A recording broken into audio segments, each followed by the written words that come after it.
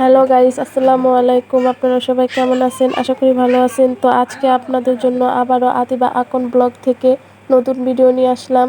তো আজকে সকাল সকাল অনেক বৃষ্টি হইতেছে, অনেক বাতাস, অনেক বৃষ্টি। একধারে বৃষ্টি হইতেছে অনেকক্ষণ ধরে, 1-2 ঘন্টা হয়ে গেছে বৃষ্টি হইতেছে।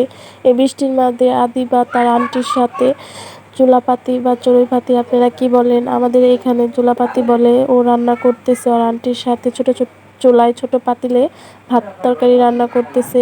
আদিবার অনেক শখ এরকম ছোট চুলায় রান্না করে খাওয়া, ছোট পাতিলে রান্না করে খেলে ওর অনেক আনন্দ হয়, ও আনন্দ পায়। ওর নানুকে মাঝে মাঝে বলে এরকম ছোট চুলায় রান্না করে খাওয়াইতে।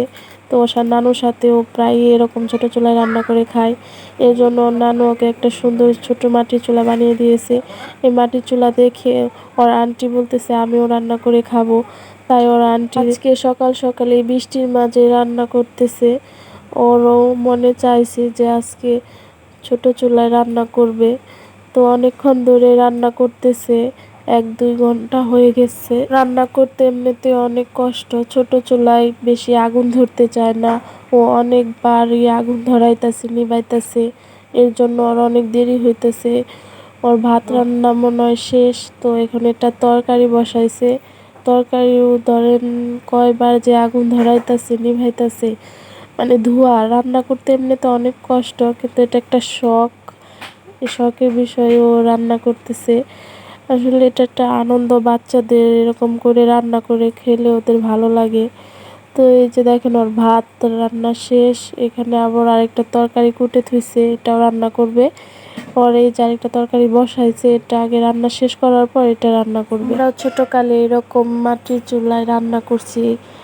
মানে সবাই মিলে বলতাম, সবাই চাল নিয়ে আসো, যে যাই পারো সব নিয়ে আসো, সবাই একসাথে মানে রান্না করতাম, এরকম করে খাইতাম।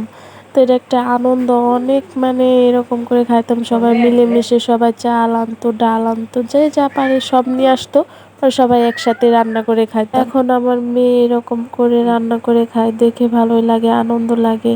আমরা যে আগে এরকম করে রান্না করে খেতাম, তার কথা মনে পড়ে যায়, কিভাবে আমরা রান্না করতাম সবাই মিলে। মানে ওরই দেখলে মানে নিজেরও ভালো লাগে। তো এই যে ওর রান্না বান্না শেষ, রান্না বান্না শেষ করার পর এখানে আসছে একটা কলা পাতা কাটার জন্য, মানে সবাই মিলে কলা পাতায় খাবে। এর জন্য ও একটা সুন্দর দেখে কলা পাতা কেটে নিল। আমাদের বাড়ির পাশে আবার বৃষ্টির কারণে পানি জমে গেছে খালি মাঠে।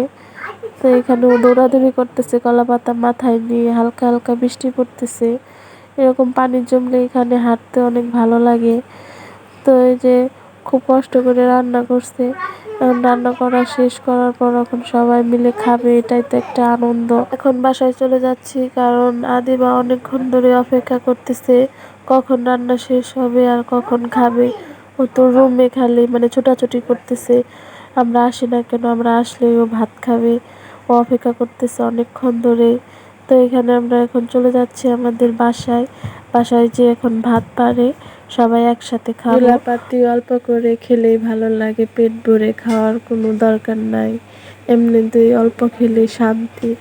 বাচ্চাদের এটা একটা আনন্দ, অল্প করে ভাত খেলেই ভালো লাগে। কি সুন্দর করে বসে রয়েছে, এখন খাবে ভাত। আমার আব্বু বেড়ে দিতেছে।